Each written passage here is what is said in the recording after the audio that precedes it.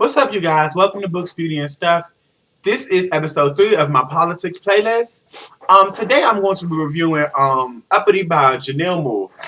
Uppity, just like my last taping with corporate America, has a lot to do with racism in the workplace. Except with Uppity, it deals more in the media, with the newspaper, broadcast journalism, television, all sorts of things. Unfortunately, in 2015, we still have to deal with a lot of racism, especially now that a lot of people have said a lot of disrespectful comments about African Americans and people of color in this country without any repercussions. And it's like what kills me about it sometimes is people that say, "Oh, I'm not racist, but I feel no, bitch, you're racist and you're prejudiced." And it's kind of disgusting how people or say, "Well, I have a bunch of black friends." Nah.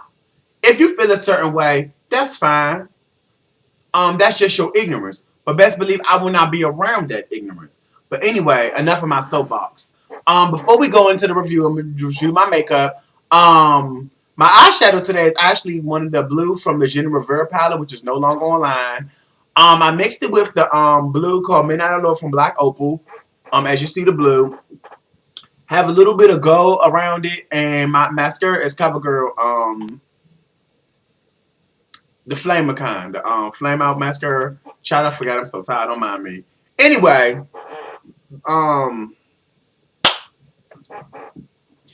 let's get on to the review.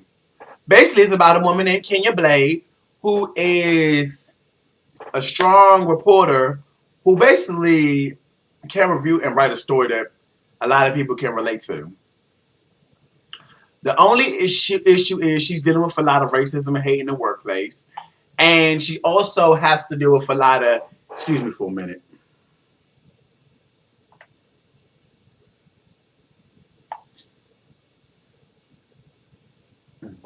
Not just a lot of racism, she has to deal with a lot of sexism as well too.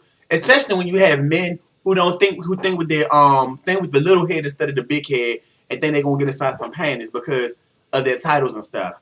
Of course, my girl Kenya has to snap and correct them as usual, even if it means still in the motherfucker. Anyway, overall, I enjoyed the book because it dealt with, like I said, it dealt with a lot of how she navigates through the media dealing with racism, especially her colleagues who have to deal with the same thing as well. She also is a speaker at one of the schools to tell, especially a lot of African American youth, people of color, that if you want to succeed, you got to work twice as harder. And she was giving them some real stuff. Some people, of course, disagree and say, "Why are you telling them that?" Baby, it's the truth. In the media, we have to work as much harder. In the lit field, we have to work as much harder. In the music industry, everywhere, people of color have to work twice as harder, if not 3 times as harder, just to get to average. And it's the truth. People may say, "Oh, I'm being too sensitive." No, no, no, no. As an African American in this country, trust and believe me, I've seen more than one hit of subliminal racism. So you can't tell me nothing different. Anyway, like I said, the story was good. The only issue I had with the book is with the transitioning. The transitioning, I was confused the way she transitions between the scenes and the editing. Some of the punctuations were kind of off, but it didn't take away from the story.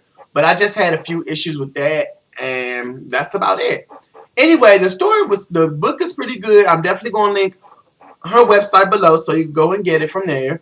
And if you don't know, I can also link it at the Amazon website below as well too, so you can check it out and her other works as well too.